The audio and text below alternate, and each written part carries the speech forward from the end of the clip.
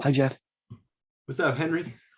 I really love your new blog post, and I noticed some nuance in the language, and I thought maybe this is a good time for you to share some of that. Sure, Henry. I'm not surprised at your attention to detail and also your thoughtful reflection on the ideas that we're developing. So I think you're talking about the progress through the 5 stages of deep learning and specifically the diagram, the stages of deep learning. Yes. Awesome. And maybe we should give a little bit of a backstory. This diagram actually comes from a book that the two of us have spent a little bit of time reading together, which is How Learning Works, 7 Research-Based Principles. Look at that, look at that. Yeah, and I think what were you noticing, specifically, this is from the chapter on mastery. So I think the original diagram is on the left, which is a 4-stage process. And then kind of the updated or modified diagram that I'm proposing as a model for learning is on the right, and that's in that blog post. And I believe you had a specific question or comment that you wanted to kind of chat through together. Yeah, there's a ton. I feel the authors of How Learning Works would really appreciate your definition of deep learning, first and foremost. But I can point out three things that stuck out to me. One was the conscious decision on replacing mastery with deep learning based off the basis of deep learning. I always find it funny when um, people communicate to me that they're on their way to mastery or mastery-based learning. I understand that definition, but when I hear that word, I think about like some Shaolin monk in like a temple, like really training their craft.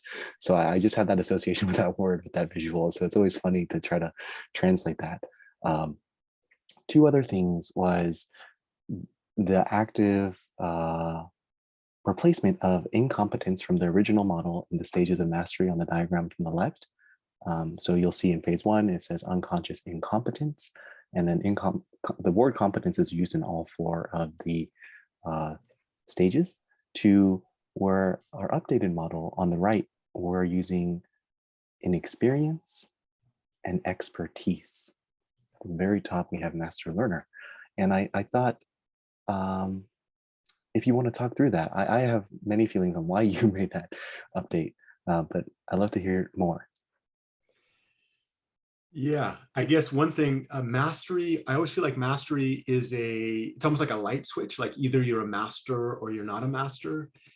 And I don't look at the process of mastery in that way. I look at mastery as a practice, not a destination. And I like learning seems much more like a practice than the word mastery. And so that was one of the major switches there, like refocusing the idea of accomplishment from some like destination to a process. And so that's why I call that the stages of deep learning, because it's an iterative process that continues on for as long as you want to engage in that practice. And that reminds me of neuroplasticity and the idea that when we're developing brain networks to encode expertise, if we stop using those networks, our brain rewrites them.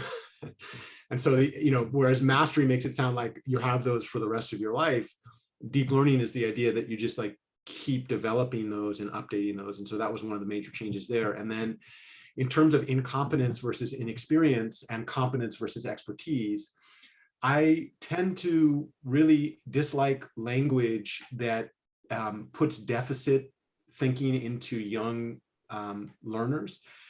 When we're thinking about unconscious incompetence, incompetence is the idea like that, the connotation and denotation of that word is that you are not competent, or another way to say that is like it's anti-competence. And I don't think that gives the learner enough agency. The idea of this unconscious inexperience, or the first stage of learning where you don't even know what you don't know, is that you've never been exposed to that. So I don't think it's fair to label somebody that is completely ignorant of something as incompetent. I agree that if you're looking at like a metric of ability, that person is not able to demonstrate that idea. So of course you could say they're incompetent. But I would say a more accurate version of that is that they're just inexperienced with that idea, that it's not about competence or incompetence. It's about how much time have they had to actually play with that. And if they've never actually seen the idea, then they have zero experience with that. And that aligns with my vision of measuring learning not as an outcome, but as a process. when I say somebody's incompetent, I'm placing a judgment on their ability. But when I say they're inexperienced, I'm recognizing that they have yet to accrue time and grade, so to speak, right? And the same thing is over here when we're talking about conscious competence.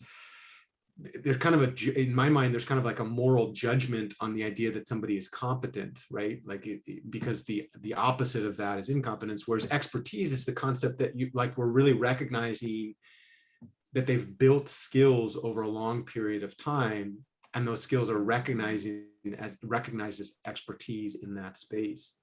I wonder, I would kind of point back at you and ask, what did you see? What did you hear when you kind of thought about that?